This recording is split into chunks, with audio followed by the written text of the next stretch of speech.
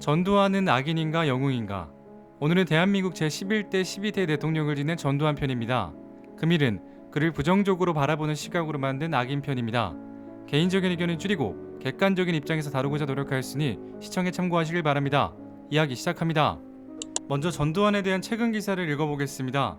전두환 전 대통령의 추징금을 집행 중인 검찰은 현재까지 2천억 원이 넘는 추징금 중 56%를 추징했고 내년 말까지 추가로 16억 원을 추징할 계획이다. 지난해 정의당 이만설 부대표의 추적으로 공개된 전두환의 근황은 국민들로부터 큰 화제를 모았다. 노쇠한 데다 알츠하이머까지 앓고 있어 재판에 출석할 수 없다던 그는 지인들과 함께 필드를 누비며 골프를 즐겼다. 5.18 피해자 유족들은 1980년 5월 18일 그날의 악몽에서 벗어나지 못한 채 살아가고 있다. 그러나 정작 끔찍한 시민학살의 총책임자인 전두환은 사과나 반성은커녕 자신과는 전혀 상관없는 일이라고 발뺌하고 있다. 전두환과 그 추종 세력이 기억하는 5.18은 어떤 모습일까요? 그들은 무엇이 그렇게 두려워 이리도 광주를 부정하는 걸까요?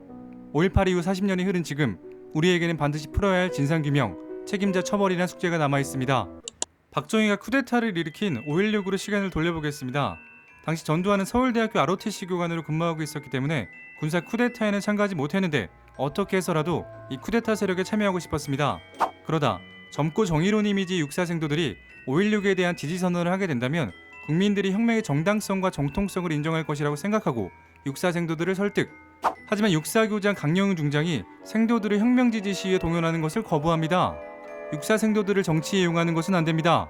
그러자 전두환은 군부혁명본부에 이를 보고하게 되면서 육사교장은 구금됩니다. 자, 이렇듯 전두환은 육사생도들의 혁명 지지 시가행진으로 혁명이 성공하는 데 큰 역할을 하게 되면서 박정희의 마음을 사로잡게 되었습니다. 육사생도들까지 이용해서 정치적인 수단으로 삼는 행동이 과연 올바른 것이었을까요? 전두환은 이러한 정치군의 내기를 본격적으로 걸어가게 되는데 대표적인 것이 바로 하나회입니다. 1963년 전두환은 자신의 집에서 노태우 등 육사 11기와 함께 1심회를 만드는데 1심회의 뜻은 태양을 위하고 조국을 위하는 하나 같은 마음이라고 합니다. 주요 예측은 다음과 같습니다. 비밀 점조직 방식이며 가입시 조직에 신명을 바쳐 충성하겠다 맹세한다. 잠깐만요. 군인은 나라와 국민에게 충성하는 건 아닙니까? 군내 일개 사조직에 충성을 맹세한다는 것은 글쎄요. 다음으로 육사 11개 가운데 한 명이 한 기수에 최초 한 명을 추천하고 그에 대한 철저한 뒷조사를 거쳐 11기 전체의 동의를 받아 선발한다. 선정 조건은 영남 지역 출신, 성적은 우수. 성적 이야기가 나와서 하는 말인데요. 육사 졸업생 156명 중 전두환은 126등으로 하위권이었고 노태우는 67등으로 중위권이었습니다. 그리고 이 조직은 1967년 국가도 우정도 우리도 하나라는 뜻으로 하나회라는 이름으로 바뀌게 되고 전두환이 하나회 회장으로 취임하게 되죠. 이 조직의 가장 큰 혜택은 서로 밀어주고 당겨주면서 진급에 특혜가 있었으며 배신할 경우에는 인격 말살까지도 감수해야 하는 군내 패거리 집단이었습니다. 다시 시간을 돌려 전두환이 쿠데타를 일으킨 1979년도로 들어가 보겠습니다. 잘 아시는 것처럼 1979년 10월 26일 박정희는 김재규의 총탄에 의해 사망하게 되고 이는 전두환의 12.12 쿠데타로 이어지게 됩니다. 여기서 노태우는 어떻게 전두환 정권의 2인자이자 후계자가 될 수 있었을까요? 그가 바로 전두환이 일으킨 쿠데타에서 가장 결정적인 역할을 했기 때문입니다. 전두환이 보안사령관으로 임명될 때 노태우는 전방 육군 구사단장에 발령받게 되고 쿠데타 당시 이 전방의 병력을 쿠데타에 동원하는 무모함을 보여주는데 결국 이로 인해 정부군을 제압하는 데 큰 역할을 하게 되죠. 이후 신군부는 전국을 보다 유리하게 이끌기 위해 북한의 남침 가능성을 지속적으로 언급하고 활용하는데요. 정말로 북한의 남침 가능성이 높다고 판단했다면 전방사단을 쿠데타로 활용했을까요? 신군부가 말하던 안보 위협과 실제의 안보 위협은 거리감이 매우 큰 듯합니다. 그리고 이때 윤석민 당시 육군참모총장이 서울로 진군하여 전두환 등 쿠데타 세력을 토벌하려고 하는데 전두환과 윤석민은 협정을 맺게 됩니다. 협정의 골자는 양쪽 군대 모두 서울로 출병시키지 않는다는 것. 하지만 전두환은 몰래 서울로 군대를 출병시키고 거사는 성공하고 맙니다. 자, 이제 전두환의 세상이 왔고 육사 11개 동기생이자 하나의 사람들은 모두 군 요직을 차지하게 되었습니다. 박정희가 사망하고 유신시대는 종결, 야당과 제야세력, 그리고 학생들은 민주화가 올 것으로 기대한 시기가 있었습니다. 이 시기를 바로 서울의 봄이라고 부르고 있죠. 실제로 전두환은 나는 정치에 관심이 없다, 군대로 돌아갈 것이다 라고 수차례 표명하였습니다. 하지만 1980년 4월 14일 전두환이 중앙정부부장에 임명되면서 보안사령관과 중앙정부부를 거머쥔 그야말로 무소불위의 권력을 손에 넣게 되었습니다. 학생들은 이를 매우 심각하게 바라보았고 계엄 철폐, 전두환 퇴진을 외치면서 시위는 격화되기 시작했고 5월 15일에는 무려 10만 명이 넘는 학생들이 서울역에 집결하게 되었죠.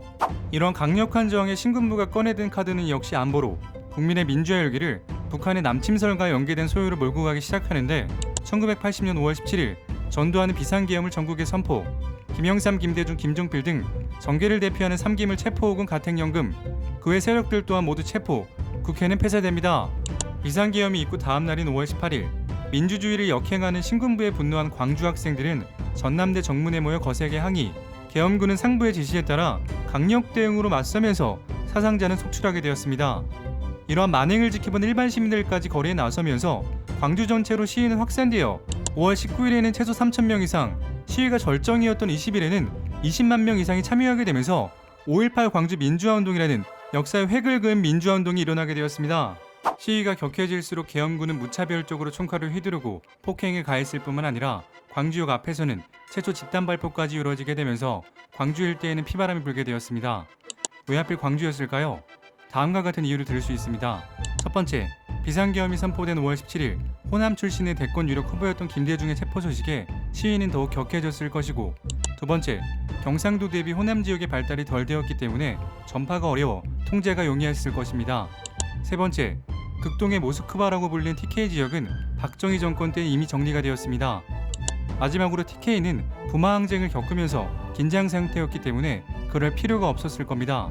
그리고 신군부는 시민군에게 접수당한 전남도청을 27일 점령하는 데 성공. 외무부는 해외 대사관을 통해 5.18 광주 민주화운동에 대해 북한 개입설을 유포하면서 학살을 정당화하고, 그 배후에서 김대중이 폭동을 조종하고 있다며 그에게 내란 혐의를 씌우고 사형을 선고합니다. 앞서 말했듯 신군부는 이전에도 북한 남침설을 꾸준히 사용하였죠. 먼저 국민들의 비상계엄 해제와 민주화 요구에 대해 북한의 위협을 이야기하며 군부의 정치적인 개입을 정당화시켰으며, 전시 혹은 그에 준하는 상황에만 발동할 수 있는 비상계엄의 전국 확대 조치를 북한 남침설을 이유를 들며 진행시켰습니다. 때마침 일본 내각조사실에서 북한 남침설이 흘러나오는데 5월 15일과 20일 사이에 북한이 남침을 결행하기로 했다는 내용이었습니다. 자, 일본에서 나온 첩보라 신뢰가 갈 수 있다고 말하실 수도 있을 것 같은데요. 사실 북한에 대한 도쿄발 첩보는 다분히 일상적인 것으로 이미 1979년과 80년 사이에 5차례나 되는 북한 남침설의 오보가 흘러나왔던 것으로 신군부가 이를 악용했던 겁니다. 당시 전두환을 면담한 주한 미군사령관 존 니컴은 다음과 같이 워싱턴에 보고합니다. 전두환 씨가 국내 정서를 비관적으로 평가하고 북의 도발 가능성을 강조한 것은 청와대 주인이 되기 위한 구실에 불과한 것 같다. 즉, 미 국방부에서 북한 남침설에 대해 단지 전두환이 대통령이 되기 위한 빌미일 뿐이고 허위라고 판단한 것이었습니다. 그리고 5월 31일 국가보위 비상대책위원회가 발족되면서 국가권력 장악은 합법의 영향을 띠게 되는데, 국보위는 대통령 자문기구 형식이나 사실 신군부가 내각을 장악하기 위한 수단으로서 인법, 사법, 행정을 모두 장악한 초헌법적인 기구였습니다. 국보위는 비리척결을 명분으로 하여 공직자, 국영기업, 공기업, 금융기관, 고육계 등 1만 명이 넘는 사람들을 해직시켰죠. 그리고 전두환은 1980년 8월 27일 장충체육관에서 열린 통일주체국민회의 간접선거에 무소속으로 출마, 99.9%라는 지지율로 대한민국 11대 대통령에 당선됩니다. 참고로 통일주체국민회의는 박정희 정권 시절 만들어진 헌법기관으로서 국민들의 직접 선거를 만든 수단으로 쓰였습니다. 1981년 1월 15일에는 민주정의당을 창당하고 본인이 총재가 되었습니다. 이후 민주화운동에 대한 탄압은 지속되었고 3,000교육대를 만들어 인권을 유린하였죠. 당시 미국과의 관계를 살펴보겠습니다. 드라마 사극을 보면 조선 임금 및 중국 황제에게 사신을 보내 세자책봉을 받아오는 장면이 자주 등장하죠. 결국은 정통성이 중요하다는 건데요. 전두환 또한 마찬가지였습니다. 쿠데타로 집권한 전두환은 미국의 승인이 절실했고 미국 대통령을 만나야만 했습니다. 1981년 레이건이 미국 대통령을 취임하고 전두환에게 워싱턴으로 방문해달라는 초청 서한을 보내게 됩니다. 전두환은 워싱턴으로 날아갔지만 미국 정부의 대접은 싸늘했다고 전해집니다. 환영 행사는 없었으며 한미 두 정상이 이야기한 시간은 고작 10분, 그야말로 푸대접이었습니다.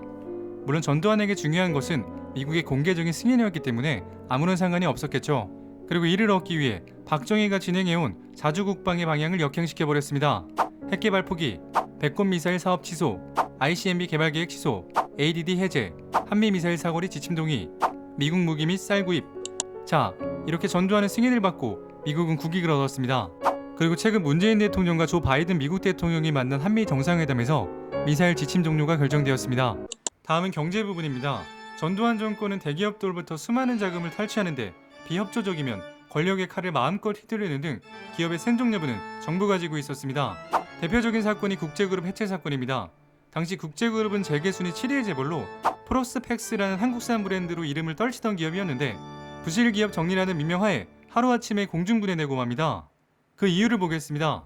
당시 국제그룹 양정모 회장은 다른 재벌들과는 달리 단지 10억 원을 정치자금으로 상납했고 전두환 대통령과의 만찬 회동에는 늦게 도착. 이러한 비협조적인 모습에 전두환에게 찍힘을 당해 해체되었다는 것이 이유였습니다. 그리고 협조적인 기업들은 수혜를 받아 비약적으로 발전, 정부와 기업의 유착관계는 더욱 심해지는 계기가 되었다고 볼 수 있죠. 그리고 정권 말기 전두환은 또다시 북한을 이용합니다. 1986년 10월 전두환의 7년 임기가 끝나가고 간선으로 뽑는 반민주적인 선거를 통해 자신의 친구인 노태우에게 정권을 물려주려 합니다.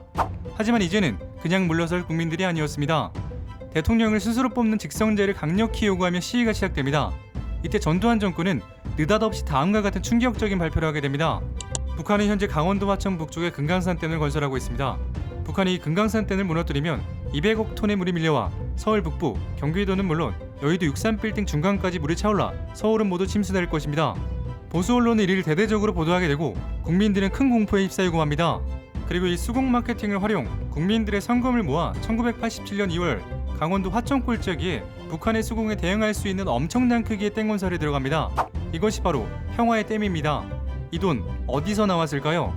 일반 국민들은 물론 중고등학교에서 강제적으로 성금을 모았다고 합니다.